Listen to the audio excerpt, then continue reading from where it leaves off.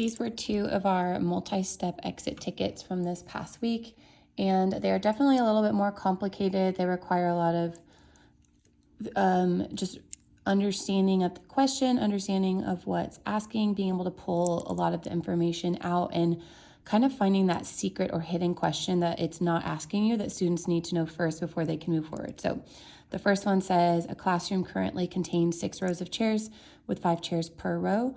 On parents' night, the classroom had twice as many chairs. Which number sentence or equation can be used to find the number of chairs in the classroom on parents' night? So after our first read, we would say it's a word problem. Let's draw our T-chart. They would say, okay, this topic is class chairs. So we go one thing at a time and write down. And it says a classroom currently contains 6 rows of chairs with 5 chairs per row. They need to know that the word per, which we've practiced, means each, and each just means one. Once you find out how many is in one group, you can find out how many is in any amount of groups. So we've been practicing when we have 3 different numbers like this, writing down 1, 2, and 3. So the first thing they would say is contains just means has. Class has 6 rows, and we know we're talking about chairs here. And the second part is 5 chairs each row, and we would write down each and underline it. And then the next thing we know, sorry, my camera's zooming out here. The next thing we know is that on parents' night, the classroom had twice as many chairs. We've practiced what twice means. Twice literally means times 2. So we would write down on parents' night twice as many. Now over here, we're putting a big question mark. This is what we don't know. And we go back to that question, and it says, which number sentence can be used to find the number of chairs in the class on parents' night?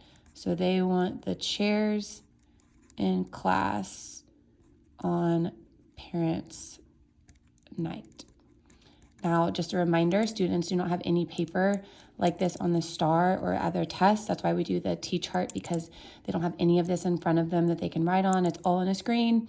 So that's why we use this strategy to work it out. So in 3rd grade, when we have 3 numbers like this, we're given 3 pieces of information, we always have to do really the first 2 first. Now, in 4th grade, they won't be as easy for them. It'll be kind of jumbled, and they've got to figure out which 2 to go together. But thankfully, in 3rd, typically when they give these multiplication and division ones, the first 2 go together, and the students have to ask themselves, okay, before I go to this final question of how many chairs were there on parents' night, what hidden question is there? And 1 and 2 kind of say a hidden question. So sometimes I will have them draw it. So if there are 6 rows, actually 6 rows would go the other way, but I can't do it right now. And there was 5 in each, they should be able to see that this is equal groups. So you know how many groups you have, you know how many are in each. So the only thing that they would be missing is their total. So that for these first 2, we're only going to look at those 2. If we know there's 6 rows and there's 5 chairs each row, then we can find out the total number of chairs regularly, normally, not on parents' night. So I have students ignore this 3rd one, ignore the question. Let's just do that on number 2. So they would do their get on the first 2 because we have the same amount in each. They know there's 5 chairs. They always do E first. Immediately T gets that same word, and then it's 5 chairs each row.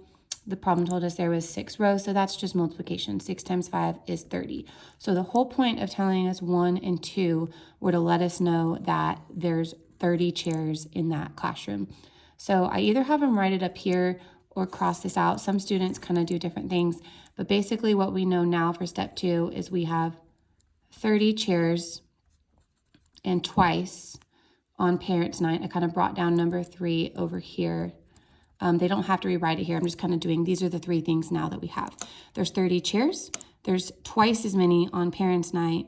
How many chairs are on parents' night? And twice just means times 2. So the students just need to write down times 2. And what are they multiplying by 2? The amount of chairs that there normally are.